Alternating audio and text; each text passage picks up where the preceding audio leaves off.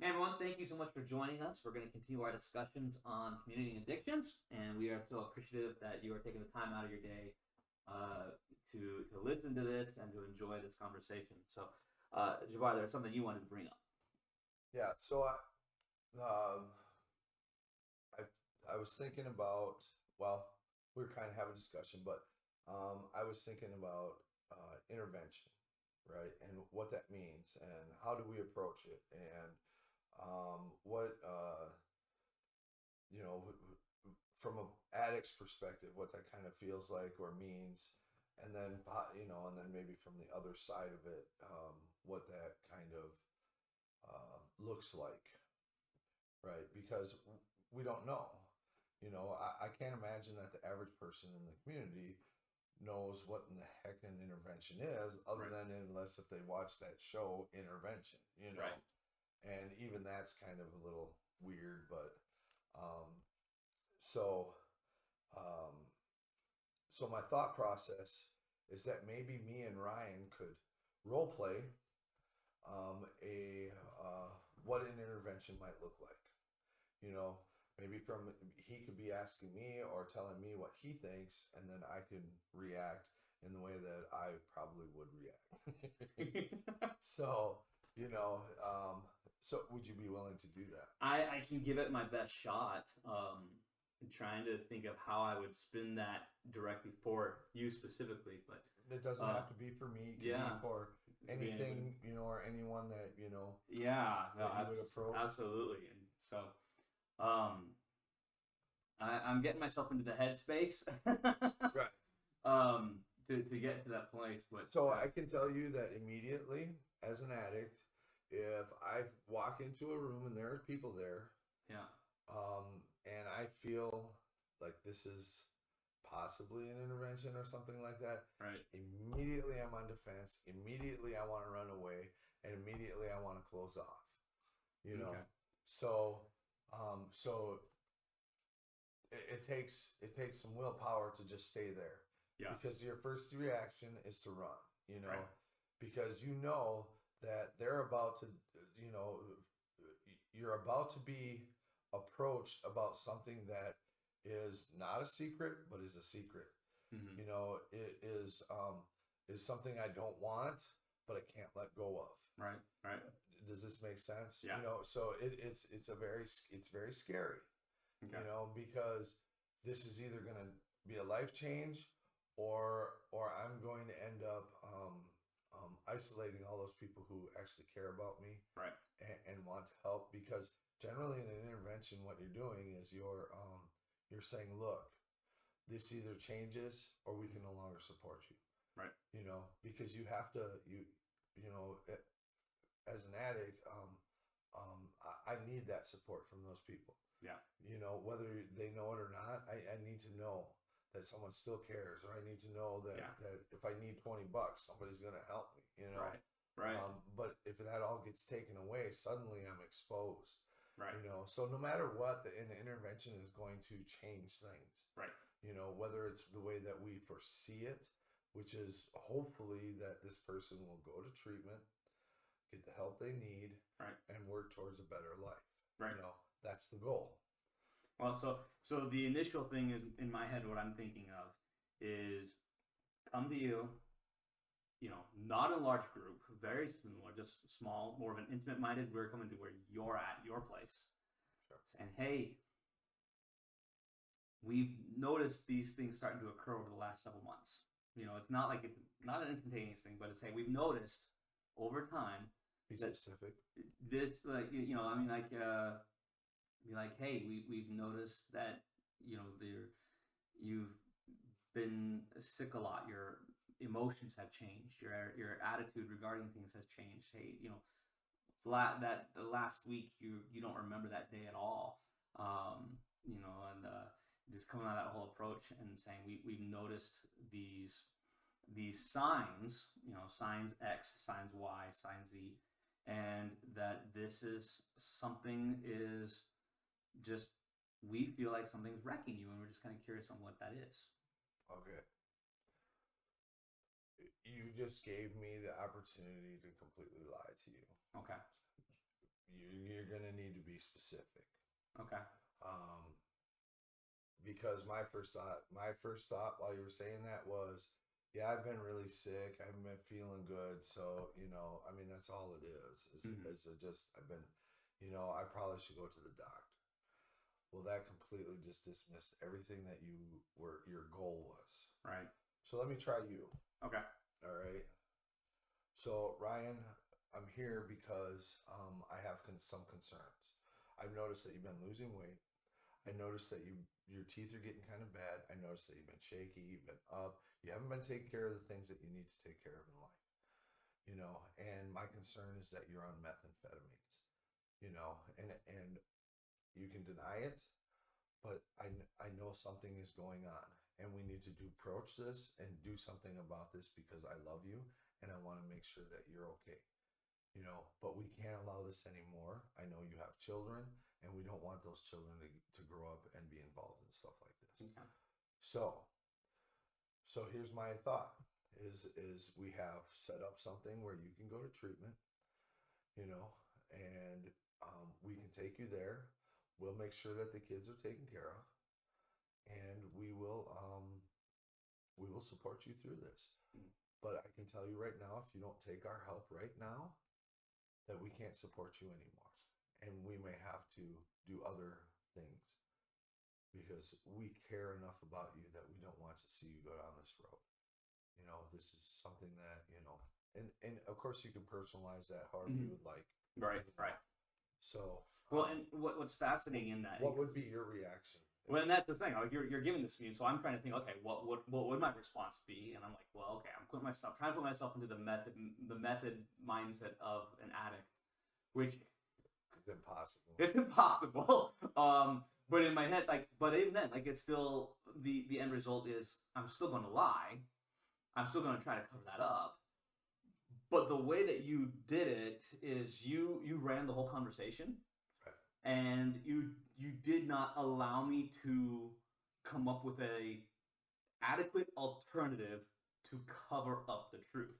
Right. So if I gave the lie, I know it's going to be a shoddy lie. Right. And you're going to also pick up on yeah, that was a farce. Right. And so it's kind of nice because even though I try to cover it up, I know, we know that we know. Right. And it's like, okay, fine, whatever. Right. And then that becomes that's just it. Okay, fine, whatever.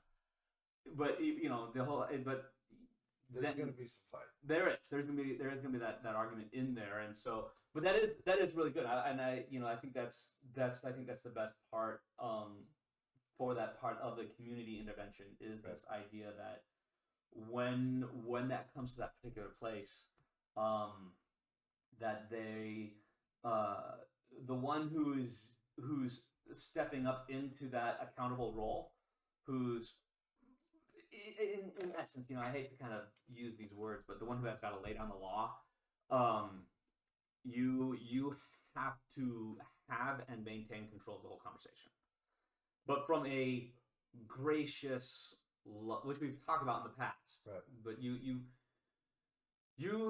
effectively just eliminated every other direction I could use to cover up. When you said methamphetamines, we suspect that you're on methamphetamines. That was a really great way of putting it, in the sense that, I'm not saying, hey, you are. Well, no, I'm not. Well, I suspect that's a little weird. And then methamphetamines is a very broad term as well. I can't stand like, well, I'm actually on this. Well, that's actually categorized. Well, it doesn't matter. You're on drugs. You're on drugs, and that's the specificity of it. Right. Which is amazing in there. I think that's the hard part, though, is as far as going into the intervention, is being mindful of whatever direction the conversation can go in, and needing to be in the lead. Does that make sense? It does. And so okay, for the way I see it is that if you really love me, you're not going to allow me to wiggle my way out of this. You know what I mean? You're not going to listen to my bullshit. Right. Because I'm going to do everything everything I can to get out of this whole idea. Right. You know, no, that's not like that. No, I didn't do that, or but I'm going to deny everything. You know, but the thing is that as a person who cares about that addict, you have to refuse to let yourself get into that denial of, okay, maybe not, Right. okay, maybe I'm off, maybe I'm wrong, but you're not. You Right. know you're not, or you wouldn't be to this point. Yeah. when At you're this actually confronting it. at this point in the confrontation, you should already be convinced. You don't It's need just to. not a Yeah, it's already at that place, and so that's a major thing. Is if you're arriving at that point with a loved one, then you need to continue from that moment right. completely convinced, so that whatever excuse they want to give you, it just does not line up. Right. And the other part of this though is that an addict has. There are a lot of addicts who are at that point who have waited for this moment to happen Mm-hmm. because they're ready and they're just so sick of the way things are. So you can't just assume that they're going to try and lie about it or anything else. They might be at that point where they're just like, oh, thank God, I can finally do something, because it's a fight to hold on to that addiction, and sometimes it just it's just like, oh my God, I can finally let this off my shoulders. Yeah. Well, and I think, and going with that theme of just finally, I can drop the curtain, I can relax, I can take this off, okay, I can be vulnerable. The continuation of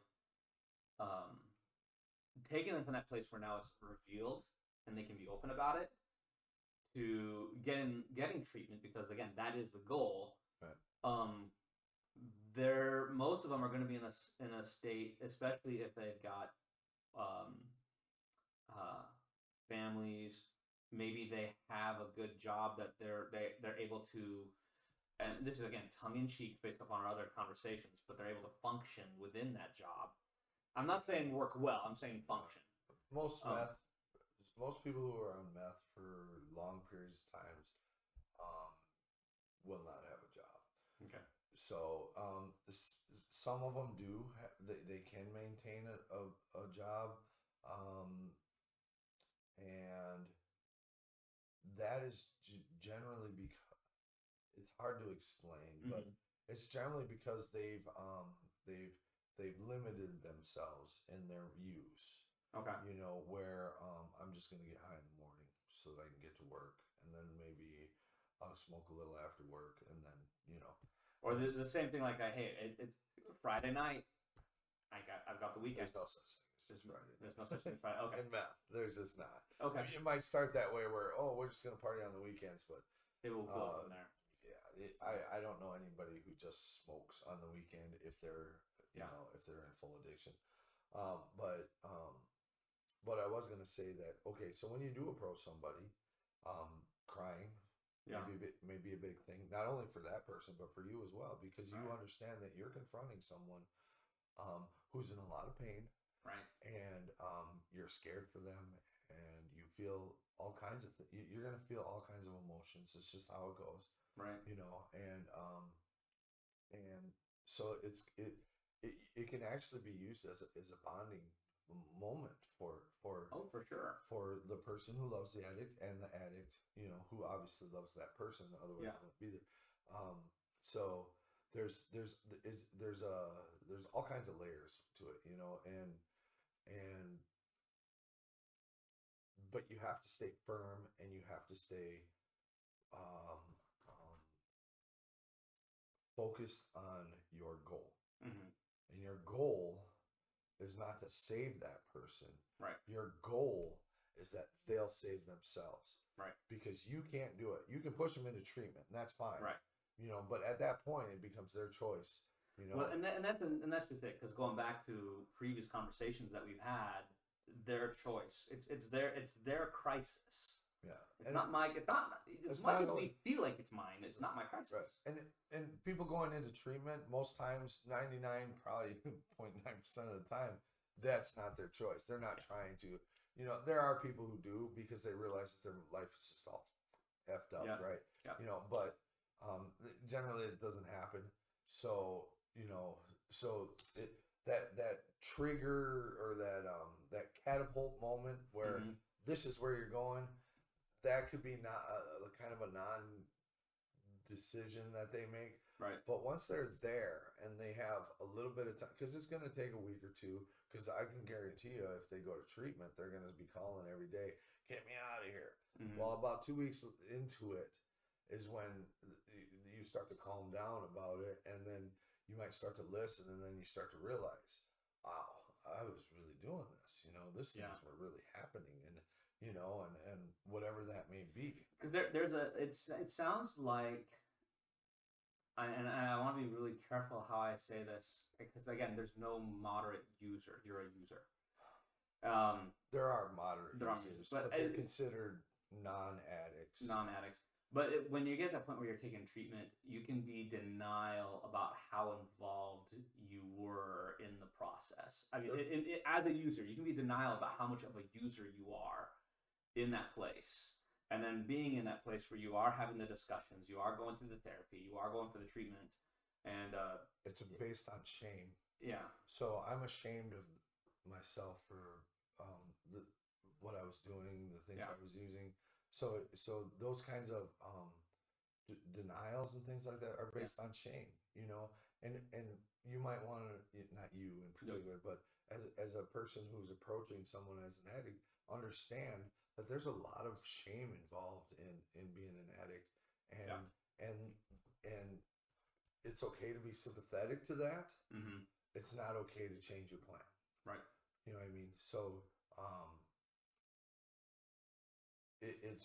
it's a difficult moment for an yeah, addict when they finally face yeah. that this is who I've become. This Right. is this is where I'm What, at. and I think it's being important to when you make that confrontation, that you're still being a supportive role, Right. because you are confronting that behavior, but at the same time, hey, if we catch it now, we're able to come alongside you and support you in this way. Um, I'm doing this because I love you. yeah. Well, and that's That's where what you. That's yes, I think that's an important part of an intervention yeah, or anything else is that you have to make sure that they understand that yeah, I am only doing this because I love you, and they may not feel like that. no, No, you're attacking me. No, you're doing this because you're Mr. Good Guy or yeah, whatever, right, white and that horse, righteous man. right, and Yeah, so you're gonna have to resist the to you'll have to resist being defensive, right, because they're gonna attack. They're right, gonna try and they're gonna try. I mean, everything. It's because all of a sudden my whole world is spinning. Everything's out of control in that very moment yeah, because I've been caught. I've been yeah, confronted, and I have to do something now. You know what yeah, I mean? And so, it's a very. Um, so for me, I've never really actually had an intervention happen to me. My intervention was that I had the squad knocking on my door, right, picking me up, and yeah, taking me to jail, and saying, "Okay, you're not going to be able to use tonight." right, Well, and so my whole situation was different, right, but I've been involved in before in the intervention process and what that looks like a little bit. mm-hmm. Um,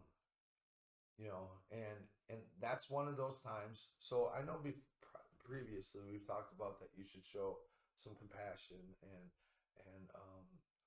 be a little approach in a caring way to the addict and things like that.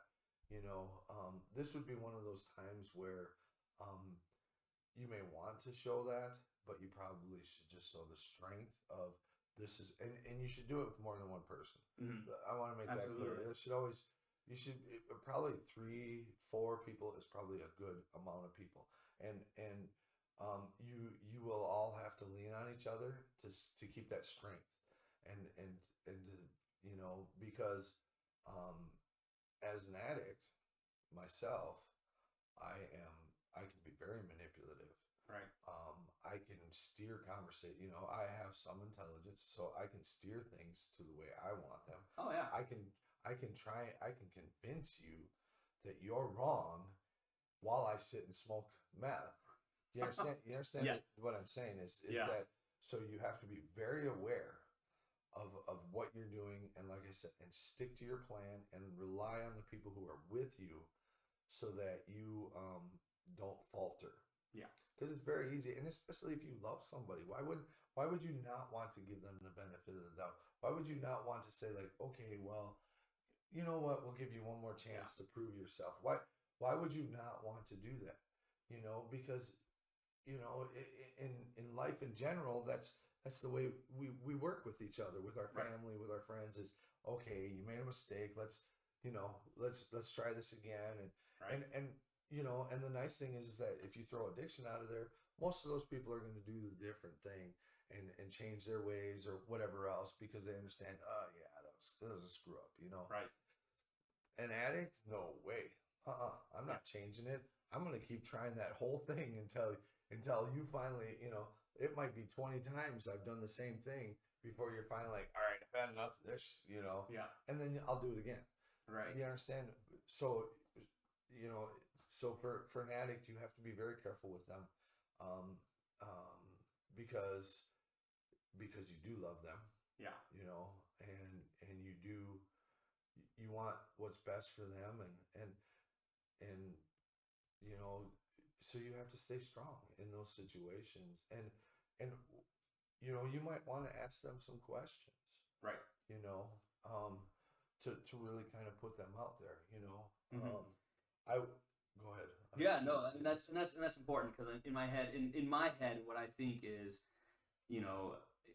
lead them in, let them know that you care, let them know, hey, you've noticed these things, give the opportunity for them to respond and be open themselves, but then the lead up and saying, we know, we suspect that you're used, like, and so, but that whole idea of that whole conversation, um, take the time for it, stick to your guns, but yeah, the asking questions, I think, is good after the fact, like when you make that initial confrontation and you express your love, your care, your support for them, and then you call them out on it, we suspect, and say, we've lined all this stuff up for you, then address their questions. Well, yeah, I don't know. You should be prepared. Right. So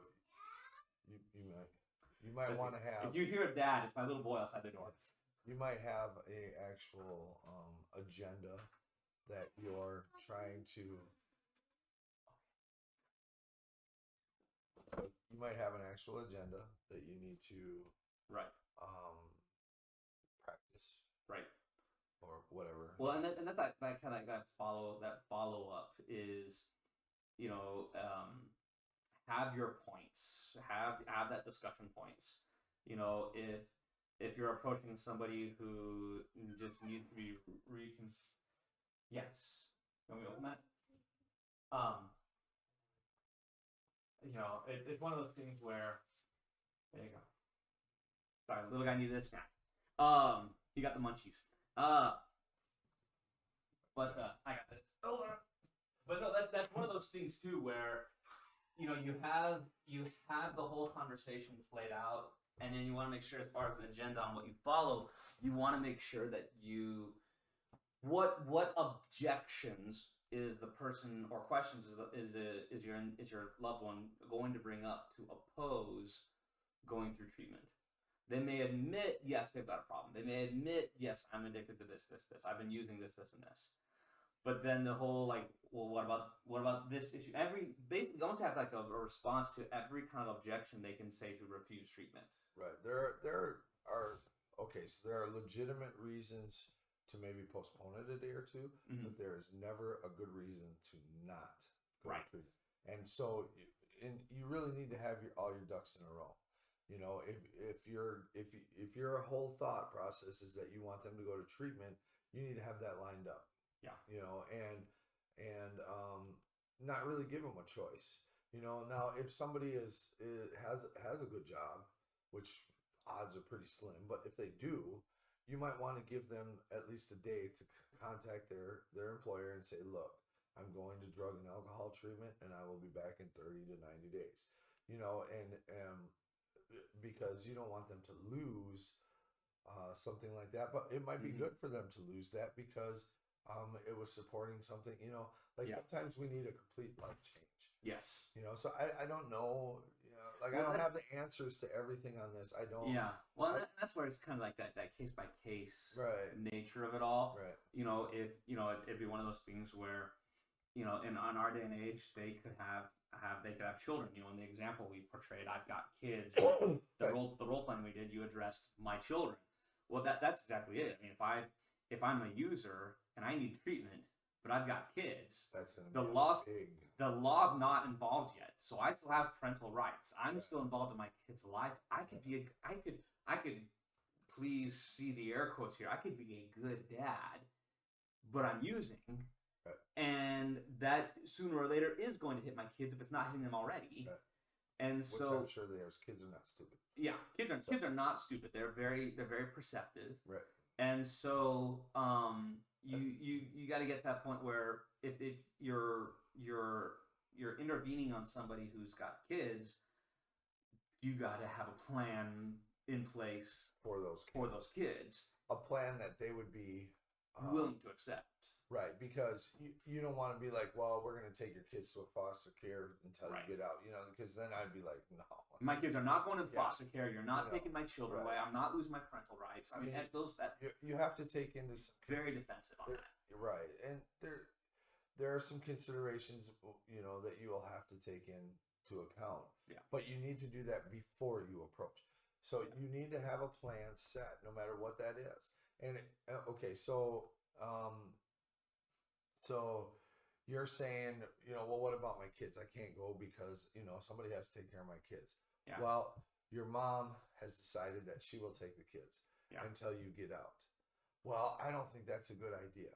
And then you might want to say, well, it's either that or we get the law enforcement involved and then you won't have your kids. Yeah. So you can make this decision the hard way or the easy way. And the easy way is just allow us to take care of your kids Yeah.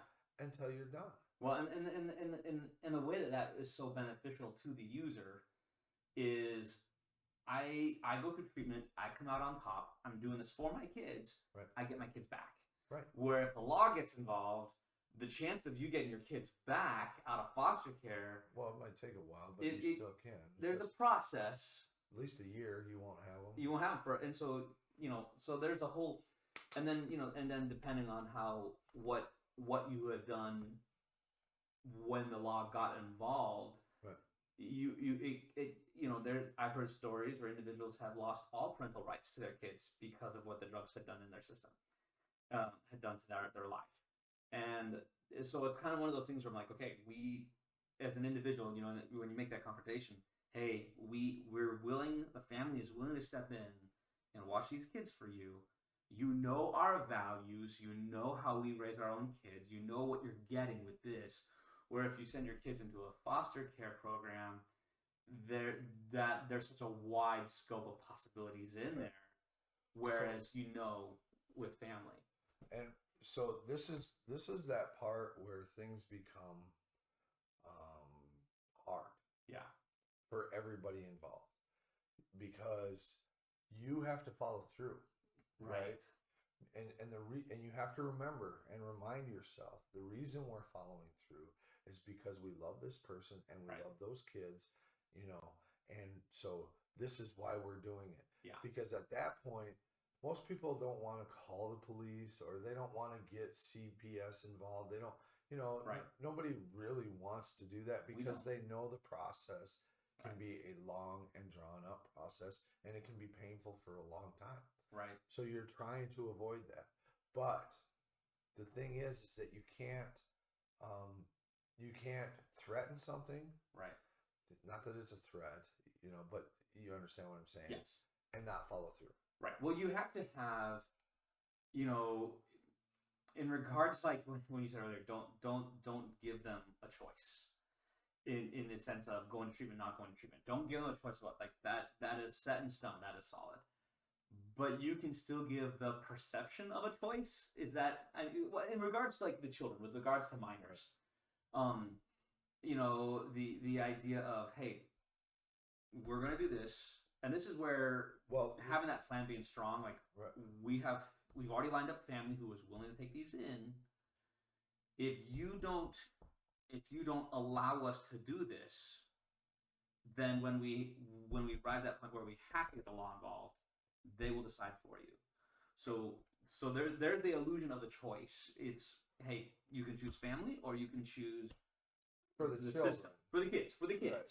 But the reality of it is that it is a choice. Right. As an addict, I always have the choice. I can decide whether or not I'm going to go to treatment or not. Right. The part that makes my choice for me is what's on the line. Right. All right. Are you going to just not talk to me anymore? Right. Well, I can deal with that. You know what I mean? Yeah. Are you going to, is the rest of the family going to stop being involved? I can probably deal with that. It's a little bit heavier, but... Are my kids going to be taking from me? Now that becomes a problem. Well, because now it's in your home. Right. Now it's my you know what I mean? It's, my charges, my cares. Right. And so it's my freedom. That's another thing. Well, if you don't stop, we're going to have to get, some kind of people involved. Well, I don't want to lose my freedom, into a jail, whereas I could go to a treatment center and, you know what I mean? So you have a person has a choice, right? But it's what's on the line for them, and there are people who don't have anything that you could really use, right? You know what I mean? Other than the fact that, look, listen, I love you and I want help for you. I know you can't feel good about what's going on. I know you have to be a little bit miserable.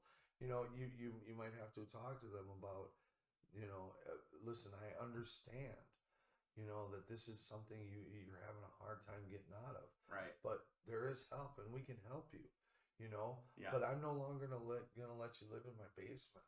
I'm no longer gonna let you use my car. I'm no longer going to give you money.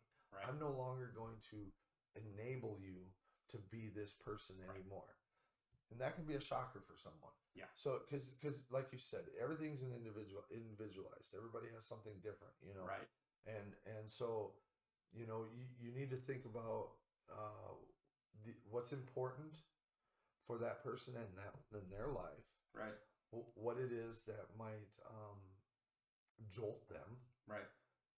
Because you're gonna have to jolt, because if you go in there and you're like, well, we'd like to help you and blah blah. Well, I'll think about it, and I'll give you a call. Right. Yeah. No, don't call. Yeah. I mean, so, like I said, you have to have a plan. Yeah. You have to follow that plan. Don't veer off from it. And you have to know, obviously, if you're approaching somebody in an intervention, you know that person. Right. So you know what's important, and you may have to use that against them. And and that sounds manipulative. It sounds kind of cruel, but if you want to save their life, because that's what you're doing. This is a life and death. Yeah, it is. And that's the thing. Like you've got to get your hands dirty. And that sounds really bad to say it that way when you love someone, you want to care for them. But it's almost like, we're very cognizant about what's in the news right now with Israel and what Hamas is doing with Israel and the atrocities that they're doing overseas. And this might be a really poor example in this, but with how these enemy combatants are going in and they are raping the women, they're murdering the children. And we think that, well, when it comes to warfare, we got to play by the rules. And so we have these perception of like, I got to obey the rules when it comes to warfare. And so when we think of love, one, and intervention, we there's certain things that are off limits and that I can't address this when I'm trying to. But when it comes to getting someone's life on track and you're trying to save their life, you've got to get your hands dirty. You got to touch what might be off limits. And by this, we're talking about, hey, you have to threaten to take the kids away. You have, and I say that word kind of cheap. I don't threaten might be the wrong word to use, but you have to. You have to have a plan to do. You have to have that follow through plan. It's not a threat. It's not a threat. You're going to do this. Hey, if you don't get if you don't follow through in this thing that I've set before you, then this is what we're going to do, because it matters this much. And I use that war example really poorly because that's going to be their perception. You're coming against me. Why are you taking my kids? Why are you forcing me to lose my job and choose between a career and a treatment? It's like, why? And it's and that is an actual addict thought probably. But what your response to that should be, I'm not taking them, I'm saving them so that you can save you, so you can take care of them. Not because I want to take anything from you, but because I want to see something better for you. You need to be healed. You need to be made whole. There's brokenness inside of you. There's a crisis. There's stuff going on that is just wrecking you right now. We see it. It wrecks us. And we want to see you made well. And in order for you to go through the process of making yourself better and being healed, we need to get certain that's the poor word to use, but we need to get certain things out of the way so that you can focus on you with the intent of giving what you care back to you. So we're gonna watch your kids. We're going to have this all lined up and already planned out ahead so that you can just turn around and step right into that place without going through all this. And the thing is that, like I said, there's two things that you want to do or that you want to keep in mind is A, you love that person. That's why you're doing this in the first place. Yeah, exactly. And B, stay away from being in denial. You cannot go back. It's really easy to slide back into that. Like, okay, maybe it's not as bad as I thought. Or maybe, because the truth of the matter is that what you see is probably 5% of what really is happening. Yeah. So you're missing 95% of the picture, which means that that little bit that you see is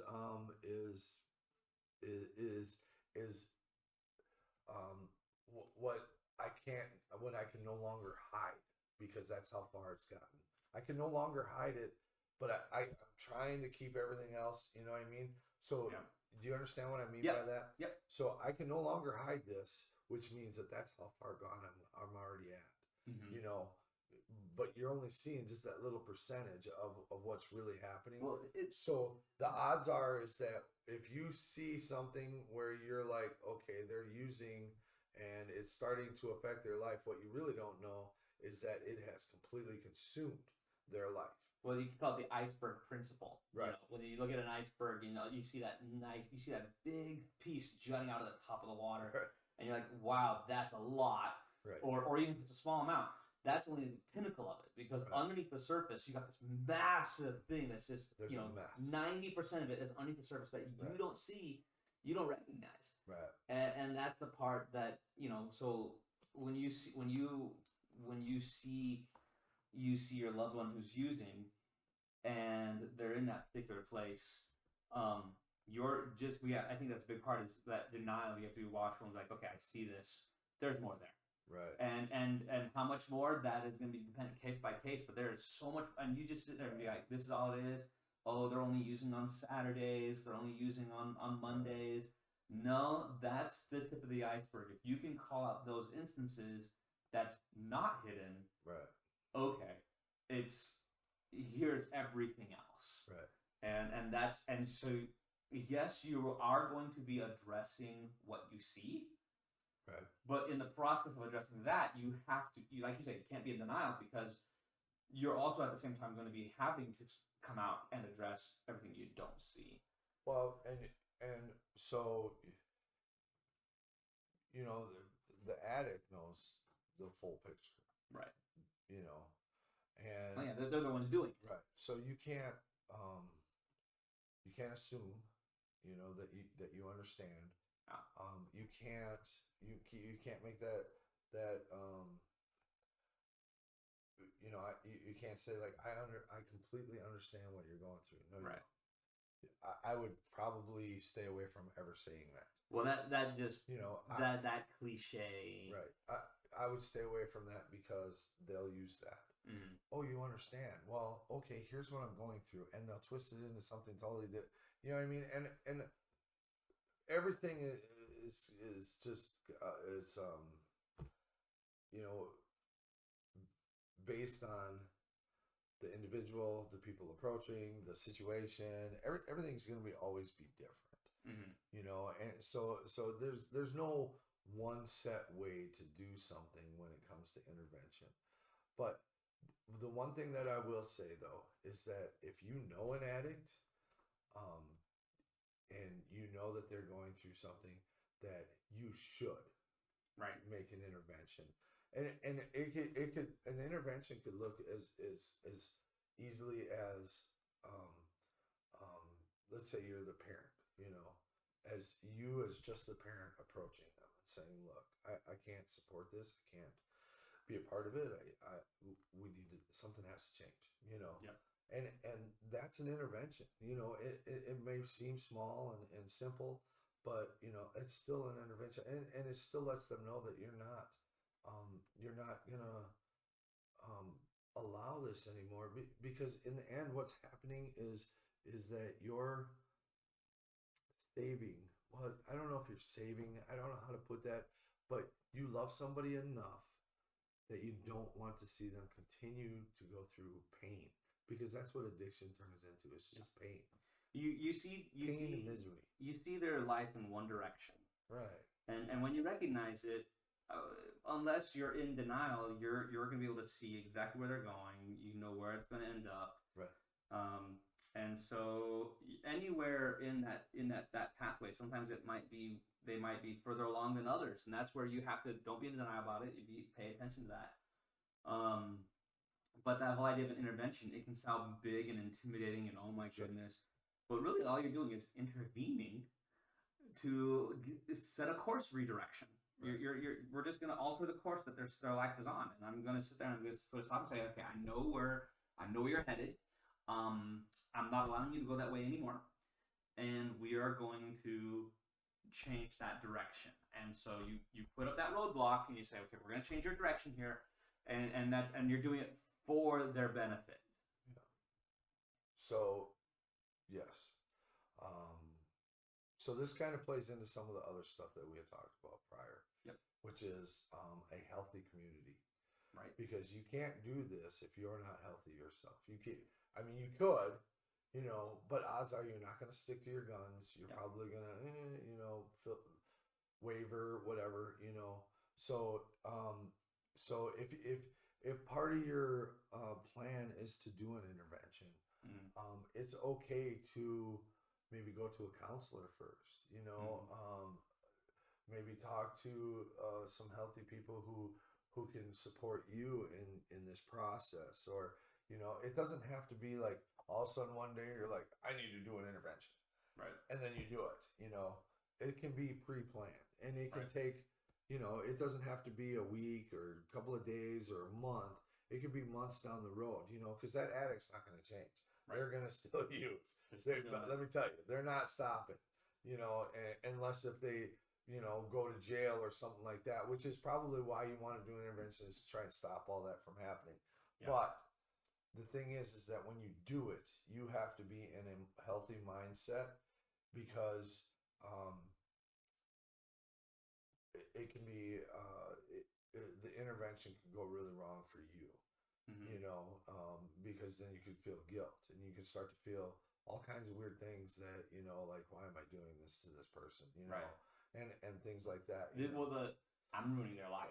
Right. You know, and the truth of the matter is that no, they're ruining their own life. Yeah. You know, you're just trying to help them get past But into a better space. But that lie that creeps in, right, that denial, those, and so you have to be things strong because you're going to face those right, lies. right. You know, and it's scary. It really is. It's scary on both ends. You know, Yeah. me as an addict, it's scary because I don't want people to think of me in a particular way. Right. You know, I'm embarrassed. I'm ashamed of the things that I've done. But at the same time, I'm in this space where I feel like I can't change it. And Right. who do you think you are that you're going to be able to change it? You know, so I want to run or I want to fight or I want to, you know, like there's all kinds of things that go through you. You know, I'm already depressed. I don't like my life. I don't like who I am.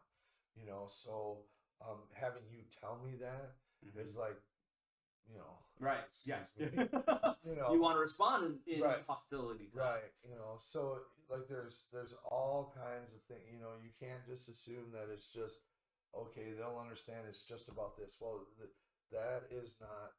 It's not even close to being just about that. There's so much more underneath what an addict is and what they feel and how they act and you know and I'm not trying to excuse anything because in the end as an addict I'm the one who made my own choices. Right. So you know so it's nobody's fault, but believe me I will try to blame you. Right. You know, yeah. I mean, you know, you could very well watch me take this little microphone to the side, and then you'd be like, "What are you doing?" I'm like, "Well, you did it." Yeah, right. You know, like that's the right. mentality of what an addict will do. And I use because I've been scarred this way.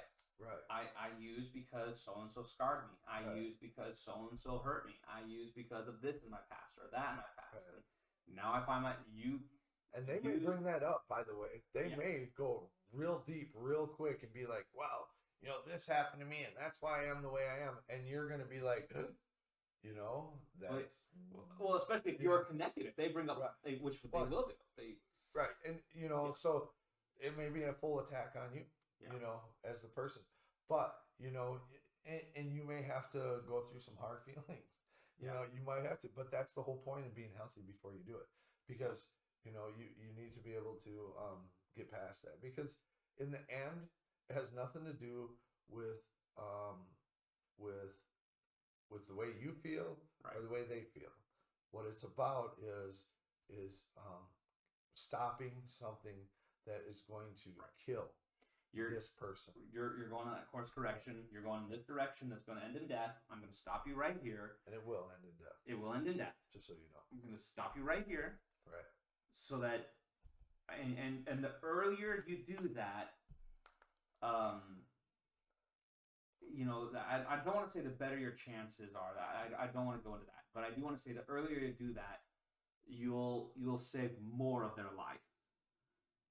The earlier you do that, you know, like in regards to like families, you know, if there's kids involved, if you can, you know, the difference of like whether it's a family member knocking on your door and calling you out, or if it's law enforcement with the cuffs out.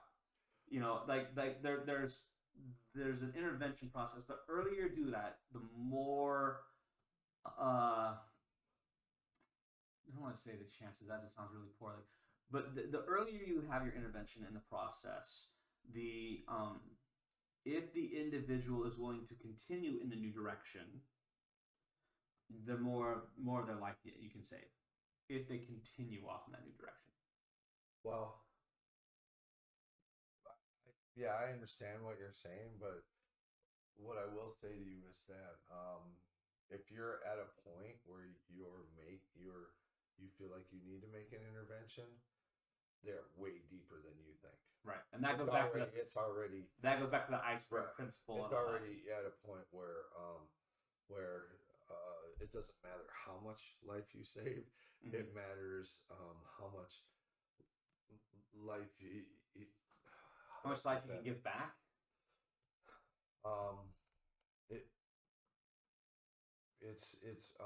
If you're at a point of intervention, they are far beyond where you think. Mm-hmm. Okay, you might think, well, this is just where this is at. Well, if you're actually contemplating some sort of intervention, they're way beyond where you think. You know, Right. like I said, it is kind of that iceberg principle, you know, but it also means that it's going to take them longer, Right. you know, and you personally, or me personally, I cannot change somebody's life. I Right. can't do it. They have to do it themselves. But what I can do is I can be healthy in a way where I can be supportive through that process, and I can show them by the way that I live, that there's better. There's a better way to live. There's other things that in life that matter. There's, you know what I mean, and so that's been my biggest thing about doing these videos is that I just feel like the healthier we are as a community, individually and as a community, the greater chance we have of, like you said, catching this at an earlier stage and possibly um, um, sending somebody in a different direction. You know, in the end, it's always their choice, Mm-hmm. always. Always. You Yeah. know, but I don't know what this is. I'm sorry, but um, so this would be my suggestion, Mm-hmm. and I'm just going to repeat it one more time. I know I've said it several times. Is that get yourself to a point where you're healthy enough to be able to approach this as it is. Yep. B, make sure you have a plan. You know, make sure you have a direction that you're going to take this, or you want this to go, and you might want to consider all the ways that you're going to uh, you're going to have to defend against. You know, Yeah. but understand that that you're doing this out of love. It's not Right. you're not doing this because I mean, there are people in the community that I have no idea who they are, and I'm not going to approach them in an intervention because I don't know what they're doing. You know what I mean? Right. So generally, it's about because you love this person and you want to see them do something different. And and the last thing is that whatever you say, you have to follow through with. Yes. If you don't follow through, you have just completely discredited anything else that you've said. So make sure that whatever that plan is, that it's something that you're willing to follow through with. You know what I mean? Because as an addict, I see all the cracks. You Mm-hmm. know what I mean? Oh And yeah. I will use those cracks to my advantage. You know, Yeah. and I will turn it on you. And I mean, you know, we're not fun people when it comes to when we're being attacked. We're just not, Right. and we can be very confrontational, very argumentative, very manipulative, very, just in your face, or very, very quick to just run, Right. like there's all kinds of, and so, like I said, um, it's better for you to just follow through with whatever plan you have.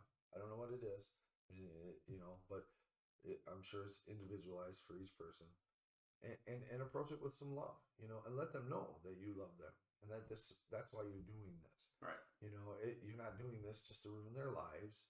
You're doing this because you love them and you want to see something better for their lives. Yes. So um, I don't know. I guess that's about the best advice I could give. Yeah. You know. Well, and that's huge. And that's important. That's where we find ourselves in this season, and it's important. And so, if you have a loved one and you know that they're using, and I'm not, not that you think, no, you know, and it's important for you to like you said, get that plan, stick to it, consider every angle of it, have an answer for every angle of it, and act on it. And We need to stop doing that. What you think? No, it's what no, you know. you know it. It's what you know. Remember that. Stop denying. That's the problem with addiction today, and the why it's so rampant and so out of control is because not only the people who are addicts are in denial, but the people around them and the people around them are starting. are starting to just close their eyes and be in denial. Let's not stop doing that. Yeah. Because it's important that that we see reality. Yes. And I'm sorry I interrupted. No, you're good. I mean, this is and why are we so passionate about it is because we love people. Right. We love our families, we love our friends, we love our community, and that is why. It's because we see a direction that is being going, and we're saying it's got to stop. Yes. And that's why it matters. So thank you so much for joining us in this discussion. We will see you some more. We will have one set up for next week, so I'm excited about that one. We should have a guest in here, and I look forward to that. And so thank you so much for being a part of the discussion. God bless you, and have a wonderful day.